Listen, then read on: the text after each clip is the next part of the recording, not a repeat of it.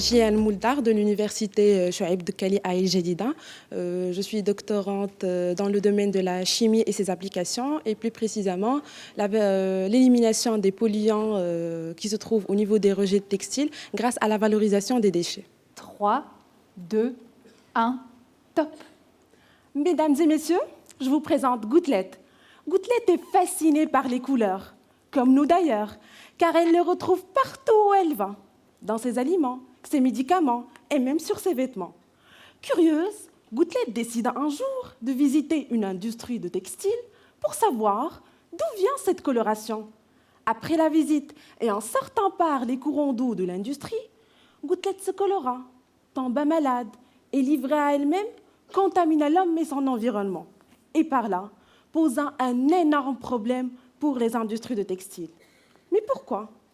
Parce que 15% des colorants ne sont pas fixés sur nos vêtements et par conséquent, ils sont rejetés directement dans les courants d'eau sans aucun traitement préalable. Ces rejets provoquent le cancer de la peau chez l'homme et tuent le milieu aquatique. Alors que pensez-vous d'une poudre qui peut fixer fortement ces colorants et rend ces rejets incolores et réutilisables ? Ça vous paraît de la magie ? En fait, nous les chimistes, on se prend souvent pour des magiciens. Ça nous arrive de temps en temps. Mais cela est vrai, car c'est l'objectif de ma thèse. Vous allez sûrement me demander quelle est cette poudre magique, le phosphogypse. Et oui, mesdames et messieurs, le phosphogypse, déchet des industries de phosphate. 15 millions de tonnes de phosphogypse sont abandonnées annuellement dans la nature. Mes expériences ont commencé par là.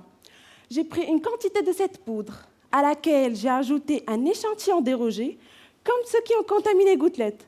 J'ai examiné dans mon laboratoire l'effet de température, l'effet de concentration de ces colorants, la qualité acide, basique ou neutre de ces rejets et le temps nécessaire pour faire adhérer ces colorants à cette poudre. Dès que j'ai eu mes conditions optimales, je suis partie chez Gouttelette et lui présenta ma poudre magique.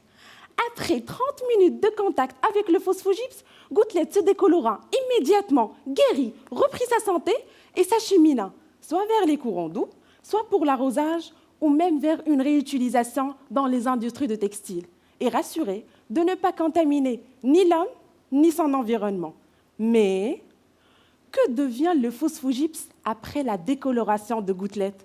Eh bien, rassurez-vous, on ne déplace pas la pollution, on la gère. Ma poudre retrouve un usage comme additif renforçant la coloration dans la fabrication de la poterie dans notre région, celle d'El Jadida au Maroc. Mesdames et messieurs, imaginez avec moi un monde où tous les déchets sont valorisés, où Gouttelette reste limpide, incolore, pure et même réutilisable avec le moindre coût. Eh bien, c'est à quoi contribue ma thèse vers un développement durable. Et merci. Je vais très bien, tout s'est bien passé, le public il est génial, donc on n'est pas du tout stressé sur la scène, donc ça va. On a l'impression que le public est très à l'écoute. Oui, ils sont très attentifs et quand il y a quelque chose qui leur intéresse, tu trouves ça dans leur regard, donc c'est bien.